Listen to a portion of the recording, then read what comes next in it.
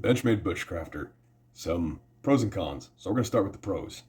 So first pro, and it is one of the most important parts of a knife, steel choice. CPM S30V is a really good choice of steel. It's decent in its edge retention, not too bad on resharpening. Stainless, so less maintenance. So steel choice on this is definitely a pro.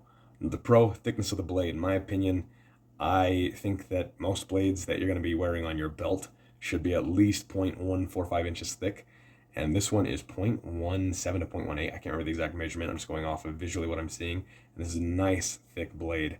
So thickness of the blade is another pro. Profile is pretty sick. So I'm going to give that a pro because the shape of the blade is pretty nice with that continuous curve on the back. And also the shoulders at the top and the bottom of the handle give it a little bit extra security.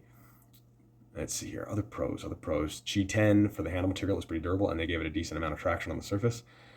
And other pros. I think I'm going to leave it at that for the pros. There could be more to discuss, but I'm leaving it at that. The cons.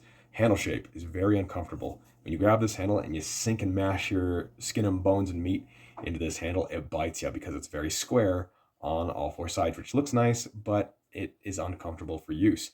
So that's a con. Another con, well, I guess this falls in the same con since it's all handle, is the difference in the swell from the hill to the valley in the handle is a little too extreme to where I'm not a fan. It makes me feel like I'm going to slip down. My hand wants to travel down because the handle gets smaller at the bottom. And this catch isn't quite dramatic enough to really make me feel like it flying out of my hand isn't going to be possible. If I'm already planted down here, like so, for some chopping, it actually does feel pretty decent aside from the squareness at the bottom of the handle. So all things that you could actually change after you've purchased this knife to make it more comfortable. Also, I'm not a fan of the sheath.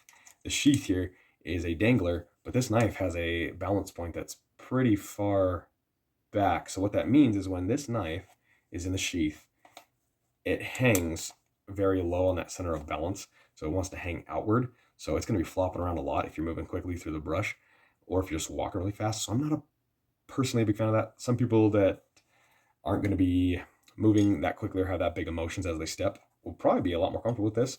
So I'm not a big fan of the leather sheath.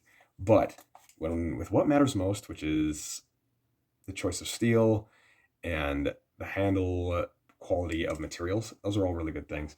So pros and cons, there they are. I'm going to be doing an edge retention test with this. I will not be doing any abusive tests with this because this is not my personal blade. I'm not going to mess up a blade that belongs to a friend of mine. I'm just going to be building him a sheath. And yeah, we're going to go from there.